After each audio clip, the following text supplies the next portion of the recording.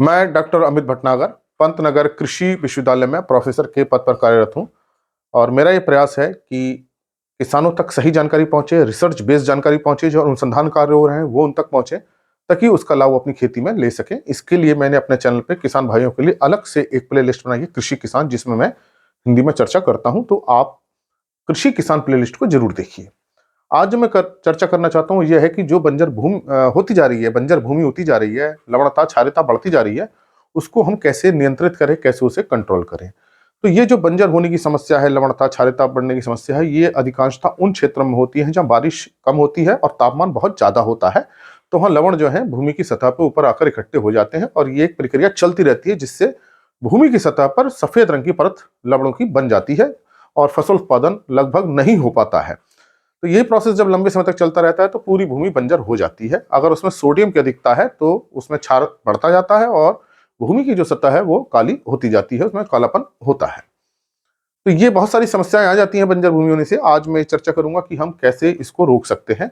तो पहली बात तो ये समझिए कि जो बंजर भूमि हो रही है उसका जो प्रमुख कारण है वो उसकी लवणता है। और लवणता प्राकृतिक रूप से भी होती है और कुछ हमारी तरफ से भी होती है। हम कुछ चीजें ऐसे डाल देते हैं जिससे लवणता बढ़ जाती है। तो जो सामान्यतः जो क्षेत्र हैं, चाहे पंजाब है, हरियाणा है, राजस्थान है, गुजरात, मध्य प्रदेश, उत्तर प्रदेश, यहाँ क्या है कि ये एरिड सेमी एरिड एरिया है। मतलब यहाँ तापमान बहुत ज्यादा रहता है गर्मियों में और बारिश बहुत कम होती है, जिससे साल्ट पानी के साथ नीचे जमीन के नीचे नहीं जा पाते और भूमि लवण बनी रहती है। तो हम ऐसा क्या करें कि ये लवणता कम हो जाए और हम अपनी फसलों को उगा सकें। तो देखिए, लवणता होना जरूरी है। ये लवण ही जो है इसेंशियल न्यूट्रिएंट्स होते हैं, चाहे क्लोराइड है, सल्फेट है, कैल्शियम है, मैग्नीशियम है, नाइट्रेट, फास्फेट, ये लवण ही जो है वास्तव में पोषक तत्व हैं और इनका होना जरूरी है। लेकिन समस्या तब होती है जब इनकी मात्रा एक लिमिट से ज्यादा हो जाती है। तो हमको ये प्रयास करना है कि इनकी लिमिट से ज्यादा लवण ना हो। लवण ही फसलों के लिए पोषक तत्व हैं, लेकिन इनको हमें एक सीमा तक रखना है। बहुत ज्यादा हो जाएंगे तो टॉक्सिसिटी करेंगे, फसल पर दुष्प्रभाव आएगा। तो हमारी कोशिश ये होनी चाहिए कि किस तरह से हम इन लवणों को नियंत्रित करें। तो नियंत्रित करने के लिए सबसे अच्छा माध्यम होता है हम जैविक खादों का प्रयोग करें। जैविक खाद चाहे हमारी वो गोबर की खाद हो, कंपोस्ट हो, और अगर हम पे जितना संभव हो सकता है हमें अपने फसल चक्र में जो भी हम फसल उगा रहे हैं ये जैविक खादों का प्रयोग करना चाहिए। और खास तौर से जो हरी खाद है, ये हरी खाद ढैंचे की हम जरूर उगाएं। और हरी खाद से क्या होता है, जब हम ढैंचा उगाते हैं तो बायोमास जो होता है बहुत ज्यादा बनता है और ऑर्गेनिक पदार्थ जो है, ऑर्गेनिक मैटर जो है, जैविक पदार्थ बहुत बनते हैं और जैविक पदार्थ ही इन लवणता को कम करने में सहायता करते हैं। क्योंकि ये ऑर्गेनिक मैटर से कुछ एसिड्स निकलते हैं, ह्यूमिक एसिड निकलते हैं, बहुत सारे एसिड्स निकलते हैं जो लवणता को कम करते हैं और फसल की वृद्धि में सहायक होते हैं। तो हमें दो लाभ मिल जाते हैं। एक तो लवणता कम होती है, दूसरा इन जैविक पदार्थ बहुत अच्छे सोर्स हैं प्लांट न्यूट्रिएंट्स के, वो भी मिलते हैं और फसल हमारी बहुत अच्छी रहती है। तो ढैंचा आप उगाइए, जहां तक संभव हो ढैंचे को उगाइए, चाहे उसकी वृद्धि कम होती हो। क्योंकि जब लवणता ज्यादा है तो निश्चित रूप से हम ढैंचा उगाएंगे तो उसकी वृद्धि उतनी अच्छी नहीं होगी। लेकिन हमारी कोशिश होनी चाहिए ढैंचे की हम फसल लें। और बारिश के मौसम में तो हम बहुत आसानी से ले सकते हैं। अगर हम पे सिंचाई का साधन है, नहर का पानी है, कोई है, तो हम ढैंचे की फसल जरूर उगानी चाहिए। ढैंचा हमें जरूर लेना चाहिए, इससे हमें बहुत सारे फायदे मिलते हैं और लवणता को हम काफी हद तक नियंत्रित कर सकते हैं। तो ये आपको प्रयास करना चाहिए। हालांकि हो सकता है आपके क्षेत्र में गोबर की खाद इतनी ना मिले, वर्मी कंपोस्ट ना मिले, लेकिन ढैंचा तो आप उगा सकते हैं क्योंकि आपको फसल उगानी है और भूमि में उसको पलट दीजिए तो बहुत अच्छा हमें इसका लाभ मिलता है। दूसरा है पलवार। यहाँ पलवार मल्च है, ये मतलब भूमि की सतह को हमें खाली नहीं रखना है। देखिए, मान लीजिए भूमि की सतह है, ये नीचे लवण है, ये ऐसा मानिए, और जब गर्मी ज्यादा होती है तो जो जमीन के नीचे का पानी यहाँ ऊपर से ऐसे उड़ता हुआ आता है। अब इसी पानी के साथ क्या होता है, लवण जो है नीचे, जो जमीन में नीचे है 15, 20, 25 सेंटीमीटर जहां भी है, ये पानी के साथ आकर के ऊपर यहाँ आकर जमा हो जाते हैं। अब पानी तो ऊपर उड़ गया लेकिन लवण जम गए। तो अगर हमारी जमीन सतह खुली हुई है, कोई उस पर वनस्पति नहीं है, कोई पदार्थ नहीं है, तो क्या होगा कि लवण जो है और ज्यादा से ज्यादा इस पे इकट्ठे होंगे। तो आपको एक कोशिश ये करनी है, आपकी जमीन, आप फसल ले रहे हो ना ले रहे हो, वो बिल्कुल ढकी हुई होनी चाहिए, खुली हुई ना हो। तो अब फसल हमने नहीं ले रहे हैं तो कैसे ढकेगी, तो उसमें आप मल्च पलवार का प्रयोग कर सकते हैं। पुरानी जो आपने फसल काटी है उसके फसल अवशेष होंगे, चाहे कितने भी हो, थोड़े बहुत हो, जो भी हो, इस जमीन के ऊपर ढक दीजिए, डाल दीजिए। तो ये, उससे क्या होगा, हमको दो फायदे मिलेंगे। एक तो ये जो आने की कमी हो जाएगी, क्योंकि ये जो मल्च है तापमान में इतना बढ़ने नहीं देगी, जमीन का नियंत्रित करेगी, तो साल्ट भी क्या आएंगे, कम आएंगे। दूसरा, ये नमी, मृदा में नमी को संरक्षित रखेगी, तो नमी से भी जो लवणता का प्रभाव क्या हो जाता है, कम हो जाता है। तो आपको ध्यान रखना है, आपका खेत कभी भी ऐसा ना हो कि मिट्टी बिल्कुल एक्सपोज हो गई हो, खुल गई हो और सीधे उस पर सूरज की रोशनी पड़ रही हो, ऐसा नहीं होना चाहिए। उसमें कुछ ना कुछ घास फूस हमको उसके ऊपर रखने चाहिए, मल्च का प्रयोग करना चाहिए। फिर जो सबसे अच्छा तरीका ये होता है निच्छालन, लीचिंग जिसे हम कहते हैं अंग्रेजी में। जो साल्ट ऊपर है वो नीचे चले जाए। अब होगा क्या, मान लीजिए साल्ट यहाँ पे है, लवण यहाँ पे है, तो हम क्या करें, इसमें पानी भर दें, पानी भर के इसको छोड़ दें तो पानी ये नीचे चले जाएंगे। अब इसको क्या करना है, मिट्टी में हमें थोड़ी जुताई करनी है, फिर पानी भर के छोड़ देना है।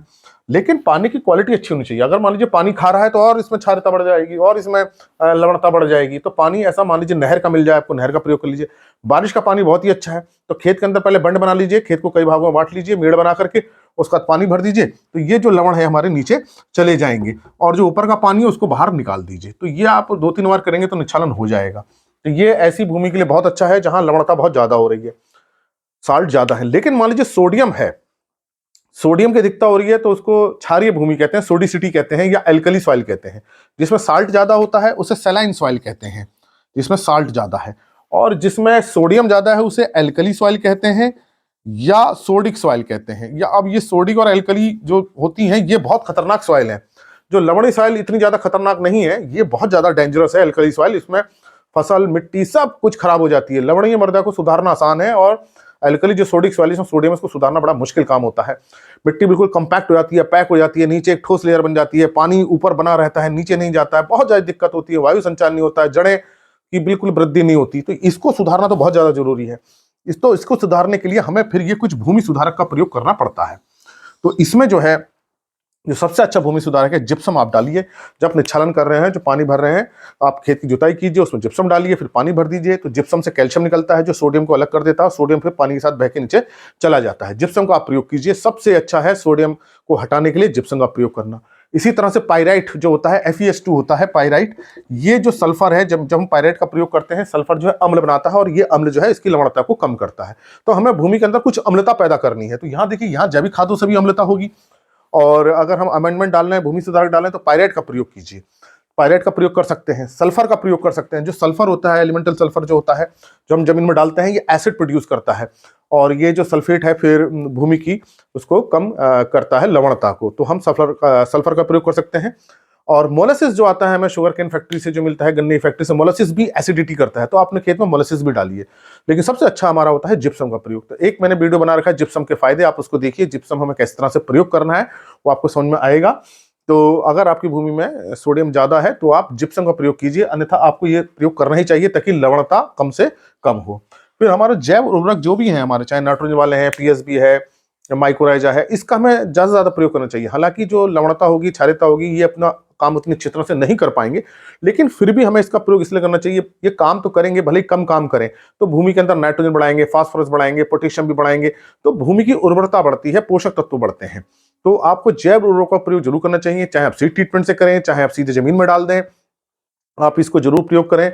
तो धीरे धीरे ये सुधार होता है। तो बंजर भूमि को हम ये सोचेंगे हम 2-3 साल प्रयोग करें, ये चीजें कि सुधर जाएगी, ऐसा नहीं होगा। आप हर साल फसल जैसे उगाते हैं, हर साल भी आपको इसी तरह के सुधार करने पड़ेंगे, क्योंकि एक बार जब लवण बहुत ज्यादा हो जाते हैं तो उसका सुधार भी धीरे धीरे होता है। तो आप ये कोशिश ना करें कि हम 1-2-3 साल में अपनी जमीन को सुधार लेंगे। हाँ, उसको नियंत्रित करेंगे।